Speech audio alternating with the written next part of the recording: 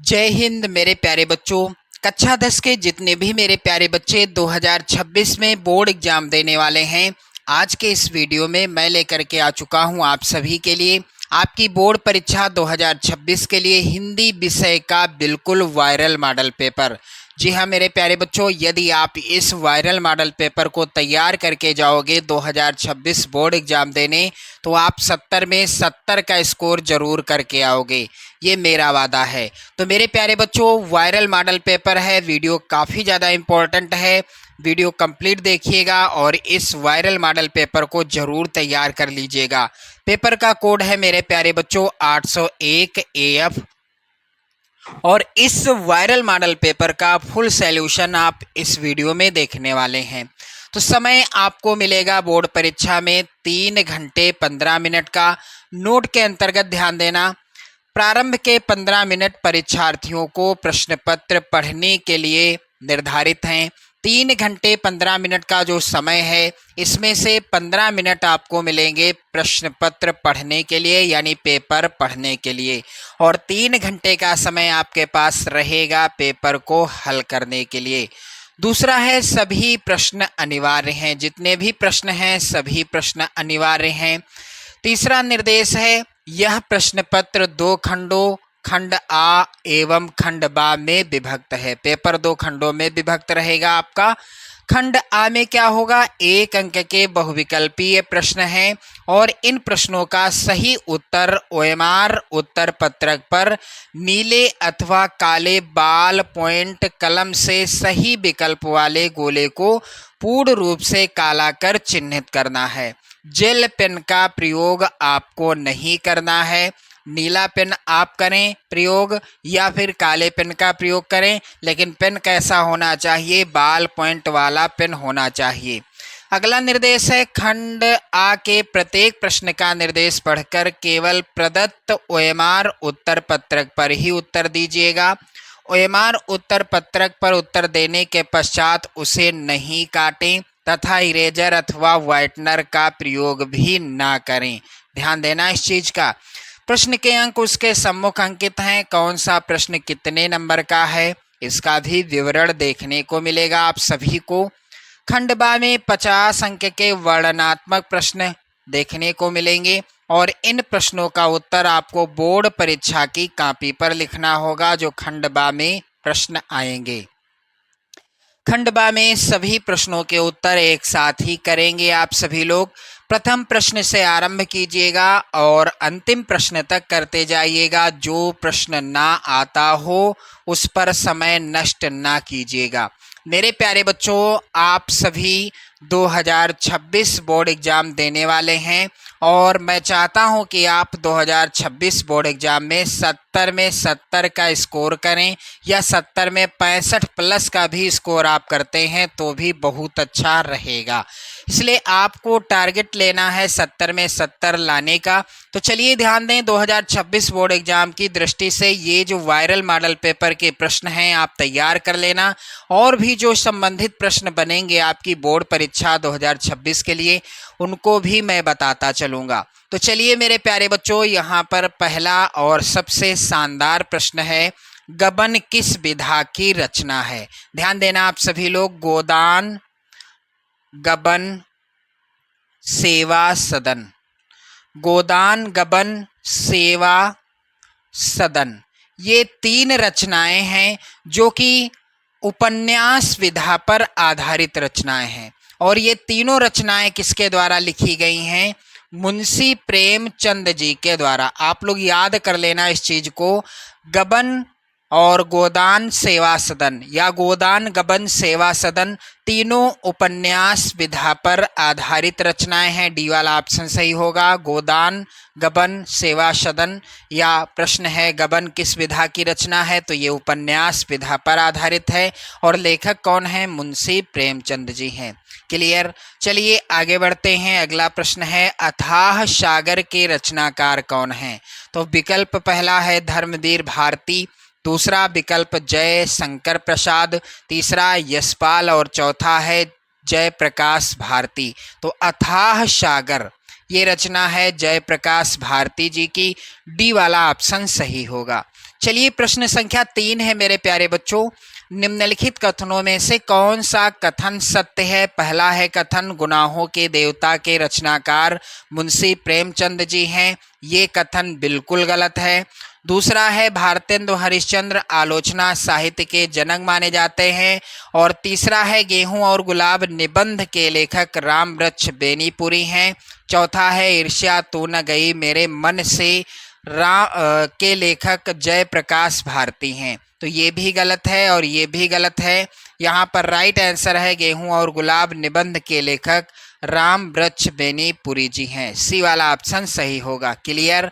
चलिए अगला प्रश्न है, प्रेम सागर के रचनाकार कौन है। प्रेम सागर किसकी रचना है, तो यहाँ पर बी वाला ऑप्शन सही होगा, लल्लू लाल जी की रचना है प्रेम सागर। प्रश्न अगला है, जगनिक रचनाकार हैं, तो जगनिक किसके रचनाकार हैं, यहाँ पर विकल्प आप लोग ध्यान दें।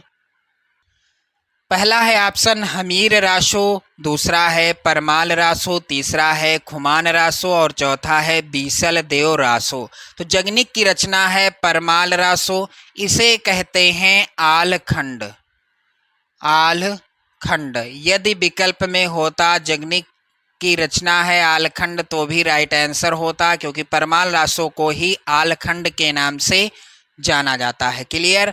चलिए आगे बढ़ते हैं। अगला प्रश्न संख्या 6 है मेरे प्यारे बच्चों, छायावाद युग की प्रमुख प्रवृत्तियां हैं या छायावाद युग की प्रमुख विशेषताएं क्या हैं।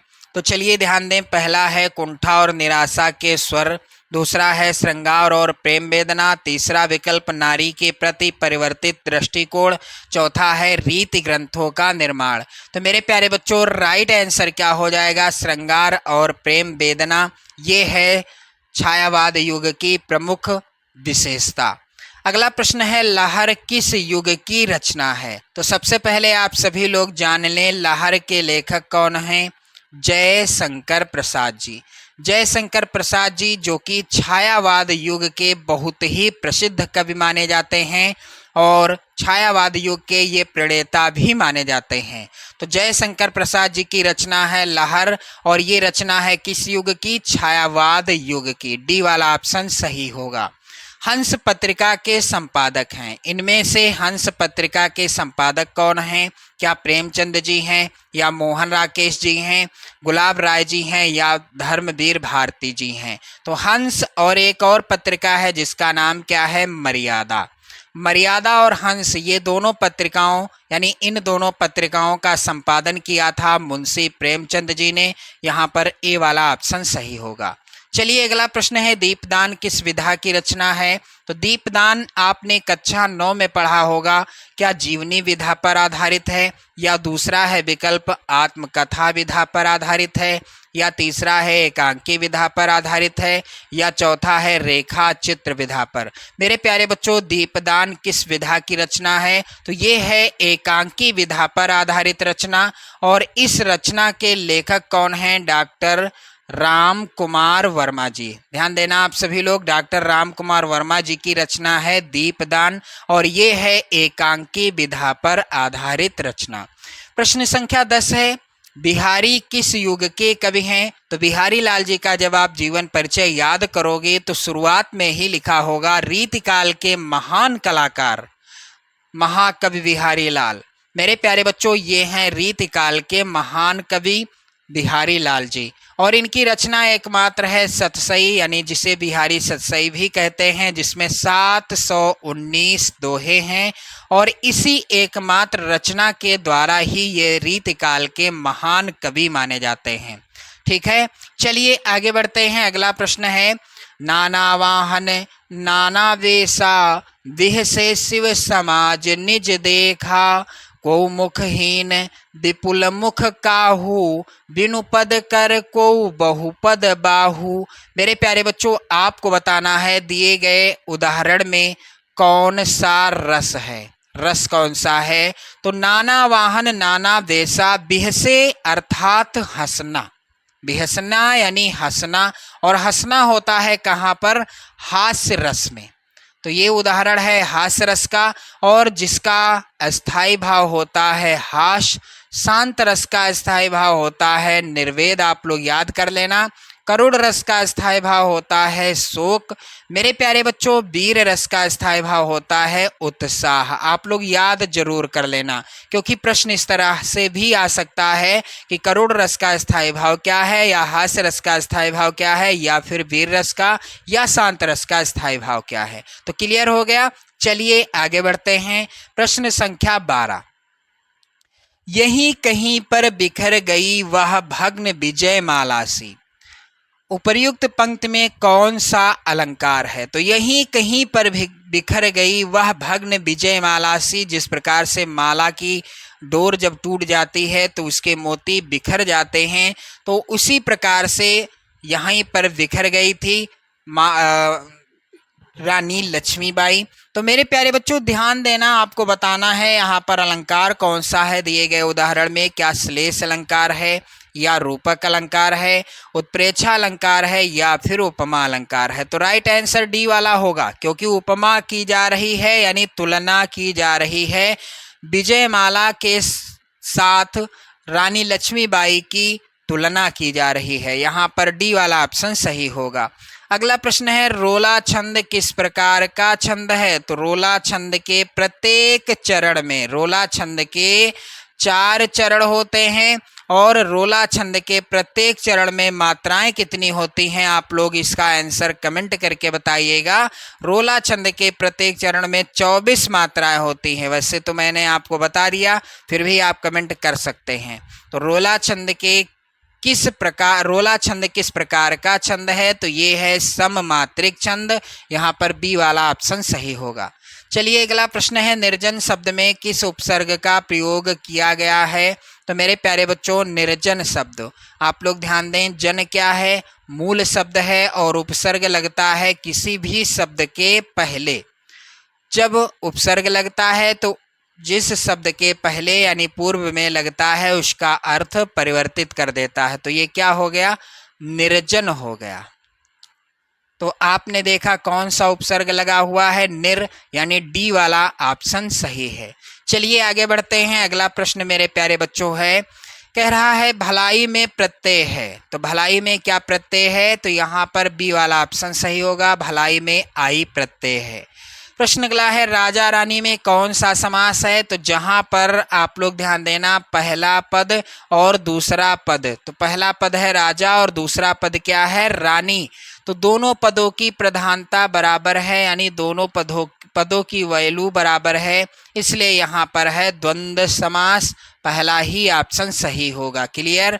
चलिए आगे बढ़ते हैं। अगला प्रश्न है, त्वाम शब्द का विभक्ति एवं वचन क्या है? त्वाम शब्द का विभक्ति एवं वचन क्या है? तो इसका राइट आंसर क्या हो जाएगा? इस प्रश्न का राइट आंसर होगा द्वितीया विभक्ति एक वचन। त्वाम शब्द का विभक्ति एवं वचन क्या है? द्वितीया विभक्ति एक वचन। चलिए मेरे प्यारे बच्चों, अगला प्रश्न है, मैंने दूध नहीं पिया, ये कैसा वाक्य है? क्या प्रश्नवाचक वाक्य है, या इच्छावाचक, या फिर विधानवाचक, या फिर है निषेधवाचक? तो मैंने दूध नहीं पिया यानी मना किया गया है इस वाक्य में, तो ये है निषेधवाचक वाक्य। डी वाला ऑप्शन सही होगा। प्रश्न संख्या 19 है, मुझसे उठा नहीं जाता है, कौन सा वाच्य है? तो यहाँ पर क्या कर्मवाच्य है, भाववाच्य है, या कर्तवाच्य है, या इनमें से कोई नहीं? तो मुझसे उठा नहीं जाता है कौन सा वाच्य है मेरे प्यारे बच्चों? ये है बी वाला ऑप्शन, भाववाच्य। अगला प्रश्न है, घोड़ा तेज दौड़ता है, रेखांकित पद का परिचय दीजिए। मेरे प्यारे बच्चों, घोड़ा तेज दौड़ता है, रेखांकित पद का परिचय देना है आपको। तो क्रिया क्या है? दौड़ता है, और क्रिया की विशेषता क्या बता रहा है? तेज, और ये है रेखांकित। तो ये है क्या? क्रिया विशेषण पद है। ए वाला ऑप्शन सही होगा। तो इस तरह से 20 प्रश्न आएंगे बहुविकल्पी, प्रत्येक प्रश्न होगा 1 नंबर का, और कुल 20 नंबर आपके पक्के हो जाएंगे यदि आपने इन प्रश्नों का उत्तर OMR शीट में सही तरीके से और सही उत्तर भर दिया। तो इसके बाद आप देखेंगे खंड बा, जो कि वर्णनात्मक प्रश्नों से संबंधित है, 50 अंकों का होगा। चलिए पहला प्रश्न यहाँ पर है, निम्नलिखित गद्यांश पर आधारित 3 प्रश्नों का उत्तर देना है आपको। 6 नंबर का प्रश्न आएगा और 2026 बोर्ड एग्जाम के लिए ये गद्यांश बिल्कुल 100% आप लोग नोट कर लो, जरूर पूछा जाएगा। गद्यांश है मेरे प्यारे बच्चों, विश्वास पात्र मित्र से बड़ी रक्षा रहती है। जिसे ऐसा मित्र मिल जाए उसे समझना चाहिए कि खजाना मिल गया। विश्वास पात्र मित्र जीवन की एक औषधि है। हमें अपने मित्रों से यह आशा रखनी चाहिए कि वह उत्तम संकल्पों से हमें दृढ़ करेंगे, दोषों और त्रुटियों से हमें बचाएंगे, हमारे सत्य, पवित्रता और मर्यादा के प्रेम को पुष्ट करेंगे। जब हम कुमार्ग पर पैर रखेंगे तब वह हमें सचेत करेंगे। जब हम हतोत्साहित होंगे तब हमें उत्साहित करेंगे। सारांश यह है कि वह हमें उत्तमता पूर्वक जीवन निर्वाह करने में हर प्रकार से सहायता देंगे। सच्ची मित्रता में उत्तम से उत्तम वैद्य की सी निपुणता और परख होती है। अच्छी से अच्छी माता का सा धैर्य और कोमलता होती है। ऐसी ही मित्रता करने का प्रयत्न प्रत्येक पुरुष को करना चाहिए। मेरे प्यारे बच्चों, पहला प्रश्न है इस गद्यांश का, उपर्युक्त गद्यांश का संदर्भ लिखिए। कैसे लिखना है आप सभी को यहाँ पर ध्यान देना। सबसे पहले आप क्या करेंगे, गद्यांश के शुरुआत के शब्द प्रश्नोत्तर संख्या 1 डाल देना। गद्यांश के शुरुआत के शब्द आप लिख देंगे, इस तरह से डैश डैश कर देंगे और लास्ट के शब्द लिख देंगे। इसके बाद संदर्भ आप हेडिंग डाल देंगे। कैसे लिखना है आप सभी को संदर्भ। प्रस्तुत गद्यांश हमारी पाठ्य पुस्तक हिंदी के गद्य खंड में संकलित आचार्य रामचंद्र शुक्ल द्वारा लिखित मित्रता नामक निबंध से उद्धृत है या अवतरित है। इसके बाद दूसरा प्रश्न है गद्यांश का, गद्यांश के रेखांकित अंश की व्याख्या कीजिए। तो गद्यांश का रेखांकित अंश क्या है। सच्ची मित्रता में उत्तम से उत्तम वैद्य की सी निपुणता और परख होती है। अच्छी से अच्छी माता का सा धैर्य और कोमलता होती है। ऐसी ही मित्रता करने का प्रयत्न प्रत्येक पुरुष को करना चाहिए। ये है रेखांकित अंश। अब इसकी व्याख्या आपको कैसे लिखना है। रेखांकित अंश की व्याख्या इस तरह से हेडिंग डाल देना। कैसे लिखना है मेरे प्यारे बच्चों। सच्ची मित्रता उत्तम जीवन निर्वाह में बहुत सहायक सिद्ध होती है। सच्चे मित्र की तुलना उत्तम वैद्य से किया जा सकता है। वैद्य अपने कार्य में कुशल और जानकार होता है, उसी तरह सच्चा मित्र अपने मित्र की अच्छाई और बुराइयों को परख कर कुशलता पूर्वक बुराइयों से मुक्त कराने और उसकी अच्छाइयों को बढ़ाने में सहयोग करता है। इतना ही नहीं, अच्छा मित्र अच्छी माँ जैसा धैर्यवान होता है, व्यवहार में कोमल होता है। वह मित्र को कैसी भी परिस्थिति में दुखी नहीं देख सकता। प्रत्येक व्यक्ति को ऐसी ही मित्रता करने का प्रयास करना चाहिए। ये हो गया रेखांकित अंश की व्याख्या। चलिए अगला प्रश्न है, विश्वास पात्र मित्र को जीवन की औषधि क्यों कहा जाता है। तो इसका उत्तर कैसे लिखना है आप सभी को यहाँ पर ध्यान देना। विश्वास पात्र मित्र को जीवन की औषधि इसलिए कहा जाता है क्योंकि जिस प्रकार औषधि बीमारियों से रक्षा करती है, उसी प्रकार विश्वास पात्र मित्र हमें बुराइयों से बचाता है। क्लियर। चलिए आगे बढ़ते हैं और अथवा में जो गद्यांश है इसको भी हम लोग सॉल्व करेंगे। वैसे तो आपको बोर्ड परीक्षा में एक ही गद्यांश हल करना है, 6 नंबर आपको मिलेंगे, लेकिन ये भी इम्पोर्टेंट है इसलिए इसको भी सॉल्व करके मैं आपको बता दूं ताकि किसी प्रकार का कंफ्यूजन ना रहे। चलिए ध्यान दें, गद्यांश क्या है। जो तरुण संसार के जीवन संग्राम से दूर हैं, उन्हें संसार का चित्र बड़ा ही मनमोहक प्रतीत होता है। जो वृद्ध हो गए हैं, जो अपनी बाल्यावस्था और तरुणावस्था से दूर हट आए हैं, उन्हें अपने अतीत काल की समृद्धि बड़ी सुखद लगती है। वह अपने अतीत का ही स्वप्न देखते हैं। तरुणों के लिए जैसे भविष्य उज्जवल होता है, वैसे ही वृद्धों के लिए अतीत। वर्तमान से दोनों को असंतोष होता है। तरुण भविष्य को वर्तमान में लाना चाहते हैं और वृद्ध अतीत को खींचकर वर्तमान में देखना चाहते हैं। तरुण क्रांति के समर्थक होते हैं और वृद्ध अतीत गौरव के संरक्षक होते हैं। इन्हीं दोनों के कारण वर्तमान सदैव क्षुब्ध रहता है, तो और इसी से वर्तमान काल सदैव सुधारों का काल बना रहता है। पहला प्रश्न इसका भी वही है। उपर्युक्त गद्यांश का संदर्भ लिखिए। कैसे हल करना है, यहाँ पर ध्यान दें। प्रश्नोत्तर संख्या 1 अथवा। सबसे पहले गद्यांश के शुरुआत के शब्द जो तरुण संसार, इस तरह से डैश डैश, और लास्ट के शब्द काल बना रहता है। संदर्भ कैसे लिखना है, प्रस्तुत गद्यांश हमारी पाठ्यपुस्तक हिंदी के गद्य खंड में संकलित क्या लिखूं नामक ललित निबंध से उद्धृत है या उद्धृत किया गया है। इसके लेखक पद्मलाल पुन्नालाल बख्शी जी हैं। क्लियर। चलिए अगला प्रश्न है यहाँ पर, रेखांकित अंश की व्याख्या कीजिए। तो यहाँ से है रेखांकित अंश, वह अपने अतीत काल का ही स्वप्न देखते हैं और यहाँ तक है सदैव क्षुब्ध रहता है, ये यहाँ तक है। अब इसकी जो है व्याख्या आप क्या लिखेंगे, किस तरह से लिखेंगे, तो चलिए ध्यान दें। पहले वह अपने अतीत का ही स्वप्न देखते हैं। तरुणों के लिए जैसे भविष्य उज्जवल होता है, वैसे ही वृद्धों के लिए अतीत वर्तमान से दोनों को असंतोष होता है। तरुण भविष्य को वर्तमान में लाना चाहते हैं और वृद्ध अतीत को खींचकर वर्तमान में देखना चाहते हैं। तरुण क्रांति के समर्थक होते हैं और वृद्ध अतीत गौरव के संरक्षक। इन्हीं दोनों के कारण वर्तमान सदैव क्षुब्ध रहता है, तो और इसी से वर्तमान काल ये यहाँ तक रहता है।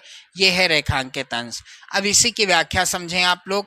रेखांकित अंश की व्याख्या, बख्शी जी कहते हैं ऐसे व्यक्ति जो युवावस्था को पार कर वृद्ध हो गए हैं, अर्थात बूढ़े हो गए हैं, उन्हें अतीत यानी बचपन की स्मृतियां अत्यंत ही सुखद जान पड़ती हैं। कैसे लिखना है आपको, आगे ध्यान दें। इसलिए वह अतीत के सपने देखा करते हैं। इसी प्रकार एक ओर युवकों को जहां उनका भविष्य उज्जवल प्रतीत होता है, तो दूसरी ओर वृद्धों को उनका अतीत उन्हें वर्तमान में घसीट कर लाना चाहता है। युवकों की अभिलाषा रहती है कि उनकी भविष्य की कल्पनाएं वर्तमान में यथार्थ का स्वरूप ग्रहण कर लें। वृद्धों की आकांक्षा रहती है कि उनका अतीत वर्तमान में लौट आए। स्पष्ट है कि तरुण अपने उत्साह एवं उत्तेजना के कारण परंपराओं के विरुद्ध क्रांति के समर्थक होते हैं और वृद्ध अतीत की महान परंपराओं और जीवन मूल्यों को बनाए रखना चाहते हैं। क्लियर। चलिए अगला प्रश्न है यहाँ पर गद्यांश का, तरुण और वृद्ध दोनों क्या चाहते हैं। तो यहाँ पर इसका उत्तर बिल्कुल आसान है। तरुण और वृद्ध दोनों वर्तमान से क्षुब्ध रहते हैं, दुखी रहते हैं, क्योंकि तरुण परंपराओं के विरुद्ध क्रांति के समर्थक होते हैं और वृद्ध अतीत की महान परंपराओं और जीवन मूल्यों के समर्थक एवं संरक्षक होते हैं। क्लियर हो गया। चलिए आगे बढ़ते हैं। अगला प्रश्न है यहाँ पर दूसरा, निम्नलिखित में से किसी एक पद्यांश पर आधारित सभी प्रश्नों का उत्तर आपको करना है। 6 नंबर का प्रश्न आएगा। तो पहला है, निर्गुण कौन देश को वासी, मधुकर कहीं समुझाई सौ हृदय बूझत साँच नहासी।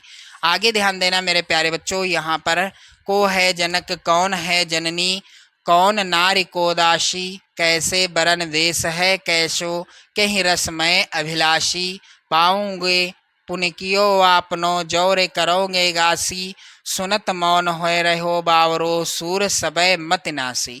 मेरे प्यारे बच्चों, पहला है यहाँ पर प्रश्न इस पद्यांश का, उपर्युक्त पद्यांश का संदर्भ लिखिए। कैसे लिखना है आप सभी को ध्यान दें आप लोग। प्रश्नोत्तर संख्या 2। सबसे पहले आप पद्यांश के शुरुआत के शब्द लिख देंगे, जैसे कि यहाँ पर है निर्गुण कौन देश को, फिर इस तरह से डैश डैश कर देंगे लास्ट के शब्द मत नाशी।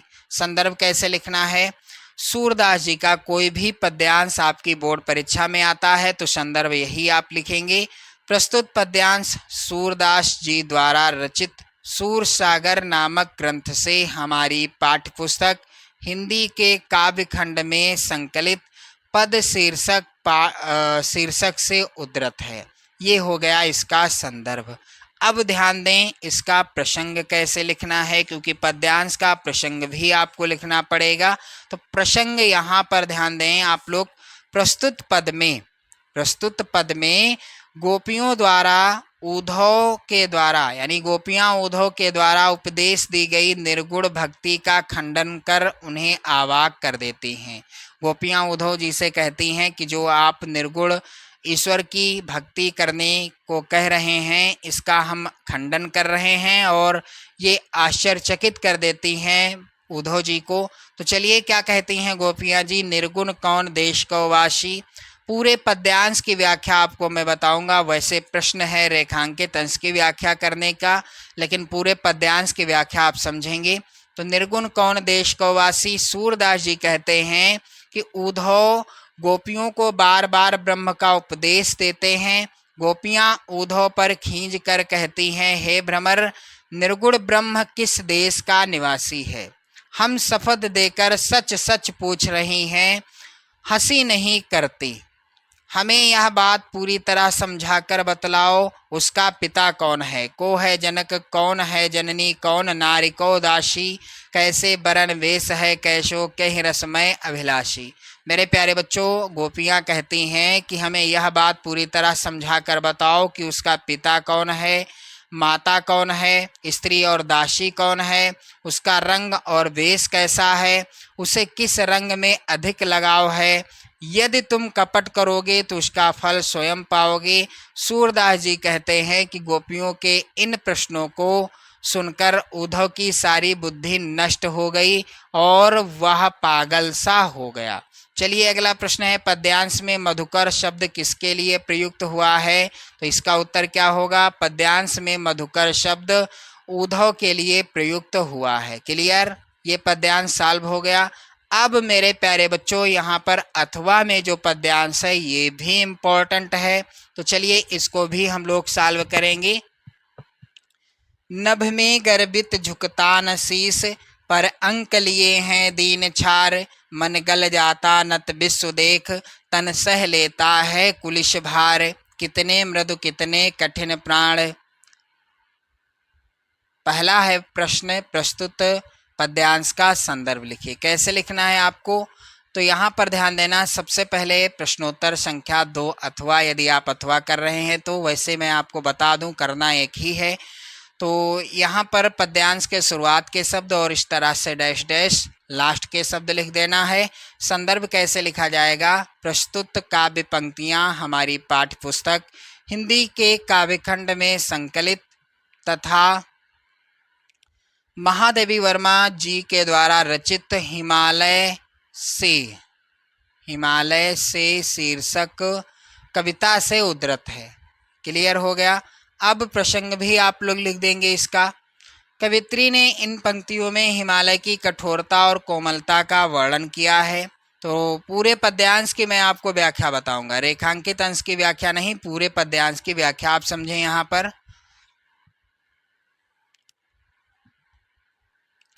कवित्री महादेवी वर्मा जी का कथन है कि हे हिमालय, स्वाभिमान से आकाश को छूने वाला तुम्हारा मस्तक किसी शक्ति के सम्मुख कभी नहीं झुकता है।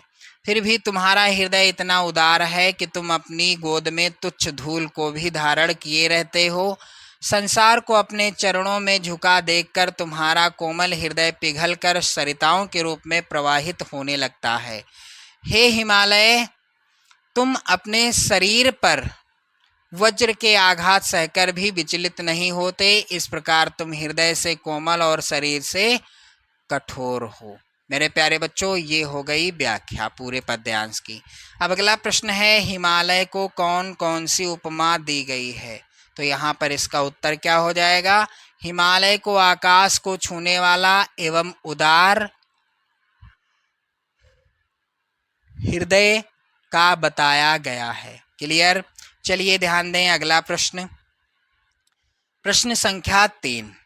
निम्नलिखित में से किसी एक संस्कृत गद्यांश का संदर्भ सहित हिंदी में अनुवाद करना है। आपको 5 नंबर का आएगा और 2026 बोर्ड परीक्षा में बिल्कुल 100% यही गद्यांश आएगा, आप नोट कर लेना। इयम नगरी विविध धर्माणाम संगम स्थली। कैसे हल करना है आप सभी को, तो यहाँ पर ध्यान दें मेरे प्यारे बच्चों। सबसे पहले प्रश्नोत्तर संख्या 3 पद्यांश नहीं है, गद्यांश है, इसलिए गद्यांश के शुरुआत के शब्द और इस तरह से डैश डैश करते हुए लास्ट के शब्द लिख देना है। संदर्भ कैसे लिखना है आप सभी को? प्रस्तुत संस्कृत गद्यावतरण हमारी पाठ्य पुस्तक हिंदी के संस्कृत खंड के अंतर्गत वाराणसी नामक पाठ से उद्धृत है। किस पाठ से? वाराणसी नामक पाठ से उद्धृत है। मेरे प्यारे बच्चों, अब है हिंदी अनुवाद करने की बारी, क्योंकि आगे लिखा है हिंदी में अनुवाद कीजिए। तो चलिए इसकी हिंदी अनुवाद यानी इसका हिंदी अनुवाद क्या होगा आप लोग समझें। यहाँ पर हिंदी अनुवाद। यह नगरी अनेक धर्मों के मिलन का स्थान है। महात्मा बुद्ध, तीर्थकर, पार्श्वनाथ, शंकराचार्य, कबीर, गोस्वामी, तुलसीदास तथा अन्य बहुत महात्माओं ने यहाँ आकर अपने विचारों को फैलाया। केवल दर्शन, साहित्य और धर्म में ही नहीं बल्कि कला क्षेत्र में भी यह नगरी अनेक कलाओं और शिल्पों के लिए लोक में प्रसिद्ध है। यहाँ की बनी हुई रेशमी साड़ियाँ देश विदेश में सब जगह पसंद की जाती हैं। ये हो गई व्याख्या पूरे गद्यांश की।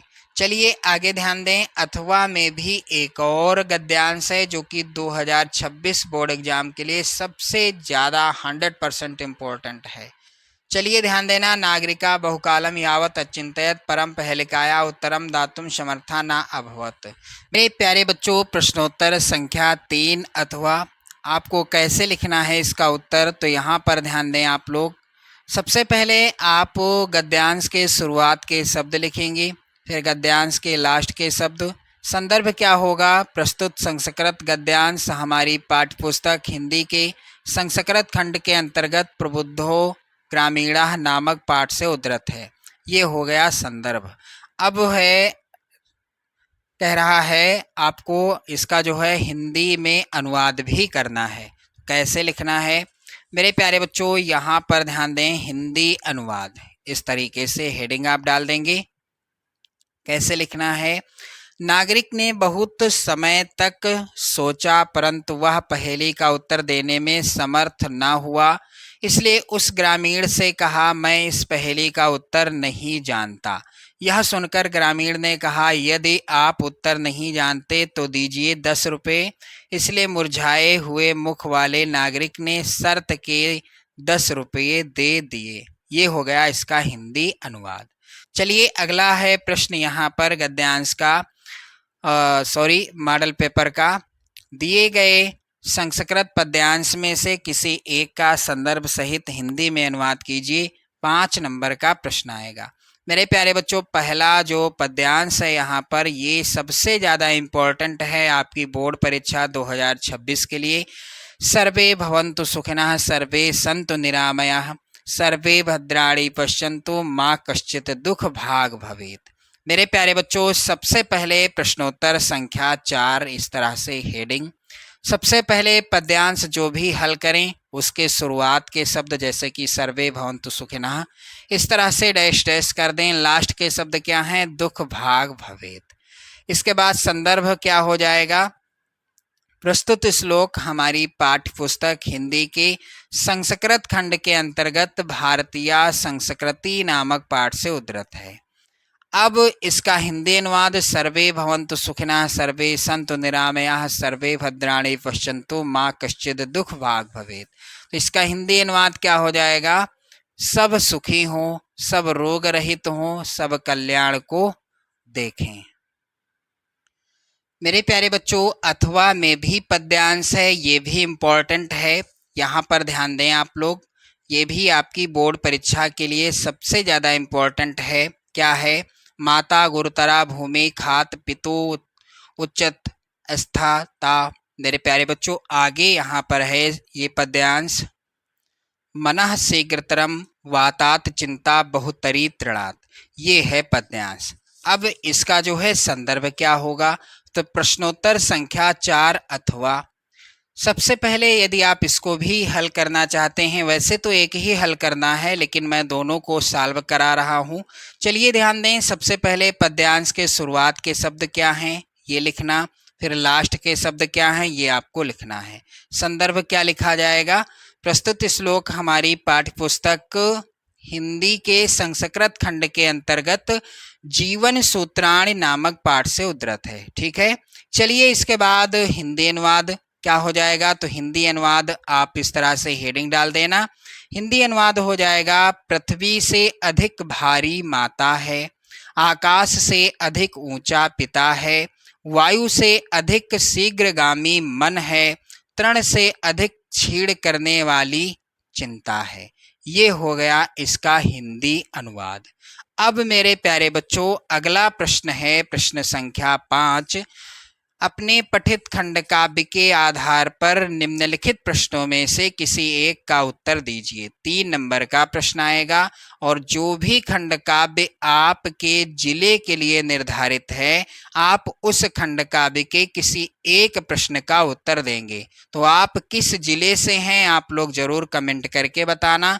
यहाँ पर ध्यान दो, प्रत्येक खंड काव्य से 2-2 प्रश्न हैं। प्रत्येक खंड काव्य, चाहे मुक्तदूत खंड काव्य हो या ज्योति जवाहर खंड काव्य हो, अग्रपूजा खंड काव्य से भी 2 प्रश्न हैं, मेवाड़ मुकुट खंड काव्य से भी 2 प्रश्न हैं, जय सुभाष खंड काव्य से 2 प्रश्न हैं, यहाँ पर मातृभूमि के लिए खंड काव्य से भी 2 प्रश्न हैं, कर्ण खंड काव्य से भी 2 प्रश्न हैं, कर्मवीर भरत खंड काव्य से भी 2 प्रश्न हैं और तुमुल खंड काव्य से भी 2 प्रश्न हैं। तो जो भी खंड काव्य आपके जिले के लिए निर्धारित है, उसी खंड काव्य के किसी एक प्रश्न का उत्तर आप करेंगे, 3 नंबर आपको मिलेंगे। चलिए ध्यान दें आगे। अब आगे और अगला प्रश्न है 6 का। दिए गए लेखकों में से किसी एक लेखक का जीवन परिचय लिखते हुए उनकी प्रमुख रचना का उल्लेख कीजिए। 5 नंबर का ये प्रश्न आएगा। मेरे प्यारे बच्चों, 2026 बोर्ड परीक्षा में बिल्कुल 100% तय है इन लेखकों का जीवन परिचय आना। सबसे पहला जयशंकर प्रसाद, दूसरे नंबर पर आचार्य रामचंद्र शुक्ल और तीसरे पर हैं पद्मलाल पुन्नालाल बख्शी। तो मैं आपको बताऊंगा जयशंकर प्रसाद जी का जीवन परिचय लिखने का सही तरीका। चलिए ध्यान दें प्रश्नोत्तर संख्या 6 का। जयशंकर प्रसाद जी का जीवन परिचय। जन्म कब हुआ, संक्षिप्त परिचय आप लिख देना। जन्म कब हुआ, 30 जनवरी सन 1889 ईस्वी को। जन्म स्थान था काशी। इनके पिता का नाम श्री देवी प्रसाद था। शिक्षा 8वीं तक इन्होंने प्राप्त की और इनकी कुछ प्रमुख रचनाएं जैसे कि अजात शत्रु, चंद्रगुप्त, विशाख, ध्रुव स्वामिनी, कामना, कंकाल, तितली आदि। मृत्यु कब हो गई, 15 नवंबर 1937 ईस्वी को। जीवन परिचय कैसे लिखना है आप सभी को। बाबू जयशंकर प्रसाद का जन्म काशी के एक प्रतिष्ठित वैश्य परिवार में 30 जनवरी 1889 ईस्वी को हुआ था। इनके पिता श्री देवी प्रसाद सुघनी साहू के नाम से प्रख्यात थे। उनकी दानशीलता और उदारता के कारण उनके यहाँ विद्वानों और कलाकारों का बराबर समादर हुआ करता था। इनकी शिक्षा का प्रारंभ घर पर ही हुआ। संस्कृत, फारसी, उर्दू और हिंदी की शिक्षा इन्होंने घर पर ही स्वाध्याय से प्राप्त की। जयशंकर प्रसाद जी ने संस्कृत, फारसी, उर्दू और हिंदी की शिक्षा स्वाध्याय से अपने घर पर ही प्राप्त कर ली थी। कुछ समय के लिए स्थानीय क्वींस कॉलेज में नाम लिखाया गया, किंतु वहां 8वीं कक्षा से ऊपर नहीं पढ़ सके। 12 वर्ष की अल्पायु में उनके पिता का देहांत हो गया, यानी 12 वर्ष की अवस्था जब जयशंकर प्रसाद जी की थी, तभी इनके पिता का यानी श्री देवी प्रसाद जी का देहांत हो गया। इनका अधिकांश जीवन काशी में, ये काशी होगा कैसे नहीं होगा, काशी में बीता। कहाँ बीता, काशी में बीता। जीवन में 3-4 यात्राएं करने का अवसर मिला, जिसकी छाया इनकी कुछ रचनाओं में प्रतिभासित होती है। यक्ष्मा यानी टीबी के कारण प्रसाद जी का देहांत 15 नवंबर 1937 को हो गया। अब इनकी प्रमुख रचना का नाम है चंद्रगुप्तु। आप लोग ध्यान दें, चंद्रगुप्त इनकी प्रसिद्ध रचना या इन्हीं में से कोई एक रचना का नाम आप लिख सकते हैं। इस तरह से लिखेंगे, 5 नंबर पूरे आपको एग्जामिनर खुशी खुशी दे देंगे। चलिए अगला प्रश्न यहाँ पर है, कह रहा है, ध्यान देना आप सभी लोग, 6 खा। दिए गए कवियों में से किसी एक कवि का जीवन परिचय देते हुए उनकी एक प्रमुख रचना का उल्लेख कीजिए। 5 नंबर का ये प्रश्न आएगा। और महाकवि सूरदास, महादेवी वर्मा, बिहारी लाल, ये तीनों जीवन परिचय आप तैयार कर लो 2026 बोर्ड एग्जाम के लिए। बिल्कुल 100% यही पूछे जाएंगे। मेरे प्यारे बच्चों, आपको मैं बताऊंगा इस वीडियो में किसका जीवन परिचय। इस मॉडल पेपर के अनुसार बिहारी लाल जी का जीवन परिचय, जो कि 2026 के लिए सबसे ज्यादा इंपॉर्टेंट है। कैसे लिखना है? प्रश्नोत्तर संख्या 6 खा। आप लोग ध्यान दें, बिहारी लाल जी का संक्षिप्त परिचय क्या हो जाएगा? जन्म कब हो गया इनका, कब हुआ? सन 1603 ईस्वी में। पिता का नाम इनके पंडित केशव राय चौबे था। रचना इनकी बिहारी सतसई, जिसमें 719 दोहे हैं। बिहारी लाल की एकमात्र रचना है सतसई या बिहारी सतसई, जिसमें 719 दोहे हैं। इनकी मृत्यु सन 1663 ईस्वी में हो गई। अब इनका जीवन परिचय आपको कैसे लिखना है? बिल्कुल आसान शब्दों में। रीतिकाल के महान कलाकार महाकवि बिहारी लाल का जन्म 1603 ईस्वी में ग्वालियर के निकट बसुआ गोविंदपुर नामक गांव में हुआ था। ये मथुरा के चौबे थे। इनके पिता का नाम केशव राय था। 8 वर्ष की अल्पायु में उनके पिता इन्हें अपने साथ ओरछा बुंदेलखंड ले गए। इनके गुरु आचार्य केशवदास थे। बिहारी का बचपन ओरछा में बीता। युवावस्था में ये अपनी ससुराल मथुरा जाकर रहने लगे थे, किंतु ससुराल में उचित सम्मान न मिलने के कारण ये वहां से कन्नौज के राजा मिर्जा जय सिंह के दरबार में चले गए। वहां इन्हें पर्याप्त सम्मान मिला। कहते हैं कि उस समय राजा अपनी छोटी रानी के प्रेम पास में फंसे हुए थे। वह राजकाज की सब चिंता छोड़कर हर समय अपने महल में पड़े रहते थे। तब बिहारी ने राजा के पास एक दोहा लिखकर भेजा। क्या? नहीं पराग नहीं मधुर मधु, नहीं विकास यही काल, अली कली ही सौ विंध्यो, आगे कौन हवाल। ये दोहा जब राजा ने पढ़ा तो इस एक ही दोहे ने राजा की आंखें खोल दी। वह ठीक से राज्य की देखभाल करने लगे। दरबारी जीवन में बिहारी को बहुत सम्मान मिला। दरबारी जीवन में महाकवि बिहारी को बहुत सम्मान प्राप्त हुआ। कहा जाता है कि राजा जयसिंह बिहारी को प्रत्येक दोहे की रचना पर एक स्वर्ण मुद्रा अर्थात अशरफी पुरस्कार देते थे। सन 1663 ईस्वी में इस महाकवि का परलोकवास हो गया।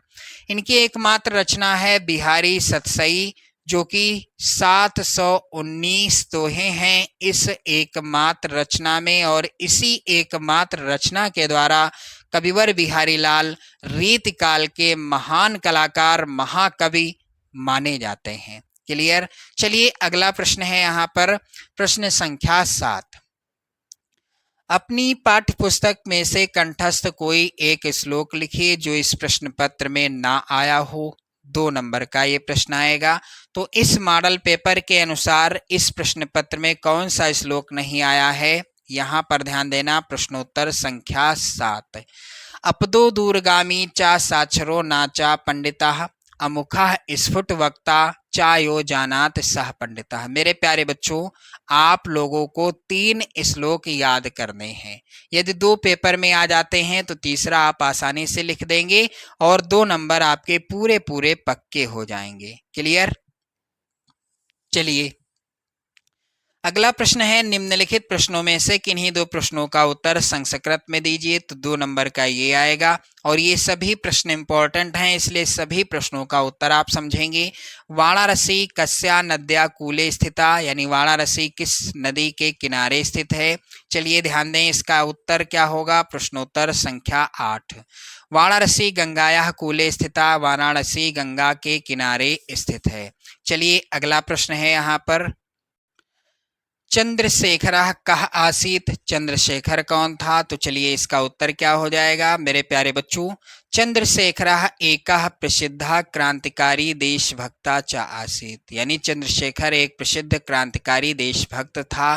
तीसरा प्रश्न ये भी बहुत ही ज़्यादा इम्पोर्टेंट है 2026 बोर्ड एग्जाम की दृष्टि से। ये सभी प्रश्न बिल्कुल 100% आप तैयार कर लेना।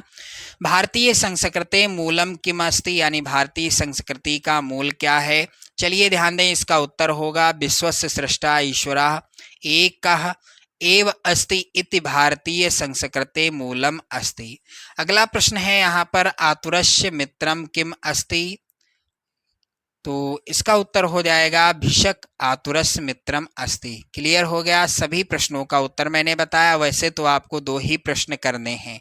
चलिए आगे बढ़ते हैं। अगला प्रश्न है इस मॉडल पेपर का, निम्नलिखित में से किसी एक विषय पर आपको निबंध लिखना है और 7 नंबर का प्रश्न आएगा। इन सभी विषयों पर आप निबंध तैयार कर लेंगे 2026 बोर्ड परीक्षा के लिए।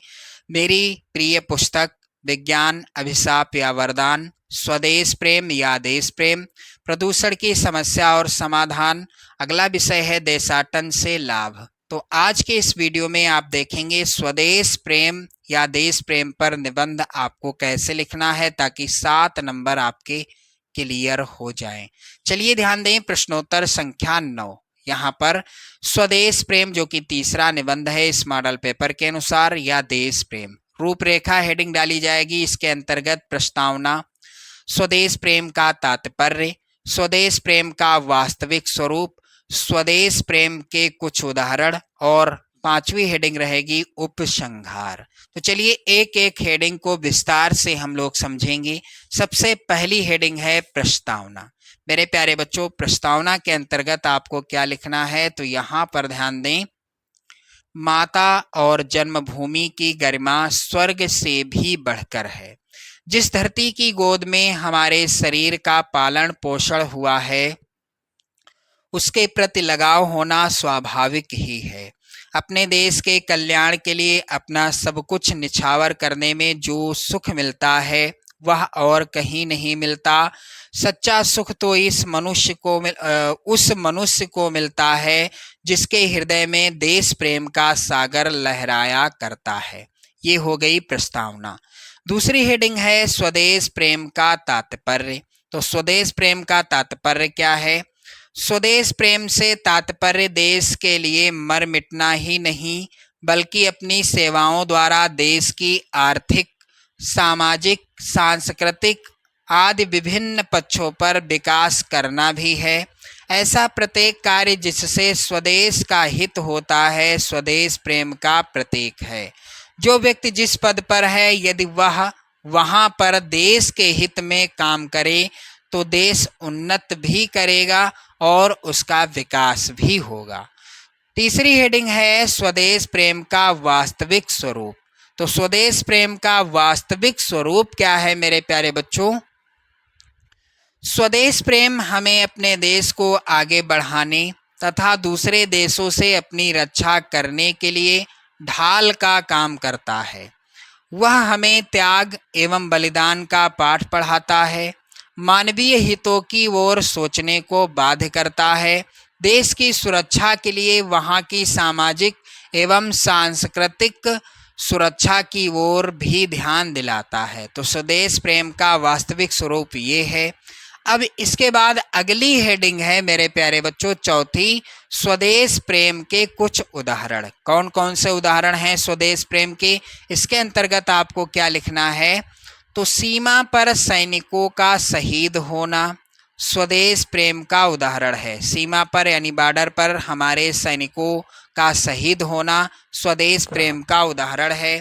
खेतों में काम करते हुए देश की खाद्यान्न व्यवस्था को उच्च बनाए रखना किसानों का स्वदेश प्रेम है।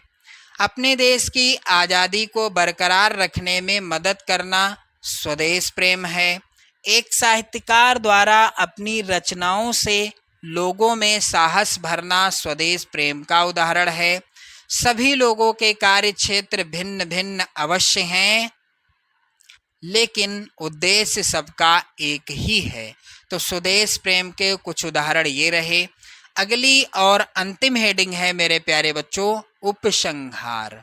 कैसे लिखना है इसके अंतर्गत आप सभी को, आज हमारा देश स्वतंत्र है, सदियों सदियों होगा कि गुलामी के पश्चात हमें स्वतंत्रता मिली है। इस स्वतंत्रता से हमारा उत्तरदायित्व भी बढ़ जाता है। हमें इस स्वतंत्रता को केवल अक्षुण्ण ही नहीं रखना है, बल्कि आने वाली पीढ़ियों के लिए इस स्वतंत्रता को सुख और समृद्धि का स्रोत बनाना है। यह तभी संभव हो सकता है जबकि देश के प्रत्येक नागरिक में स्वदेश प्रेम की भावना भरी जाए। जो जिस क्षेत्र में हो, जिस कार्य में लगा हो, अपने व्यक्तिगत स्वार्थ की भावना सीमा से ऊपर उठकर देश हित चिंतन में लग जाए तो देश का सर्वतोन्मुखी विकास होते देर नहीं लगेगी। यह तभी संभव है जब हम देश प्रेम के महत्व को स्वीकार करें। मेरे प्यारे बच्चों, ये हो गया स्वदेश प्रेम पर निबंध। चलिए अगला प्रश्न है, यहाँ पर आप लोग ध्यान दीजिएगा। प्रश्न संख्या 10। शहर की सफाई हेतु अपने शहर के मुख्य नगर अधिकारी को पत्र लिखिए। 4 नंबर का ये प्रश्न आएगा। अथवा छात्रवृत्ति के लिए अपने प्रधानाचार्य को एक प्रार्थना पत्र लिखिए। तो मैं आपको बताऊंगा यहाँ पर सफाई के लिए, शहर की सफाई है तो अपने शहर के मुख्य नगर अधिकारी को पत्र लिखने का तरीका।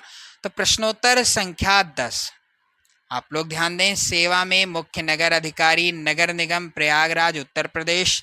और विषय यहाँ पर आपको डाल देना है। विषय क्या रहेगा? शहर की सफाई हेतु शहर की सफाई हेतु पत्र।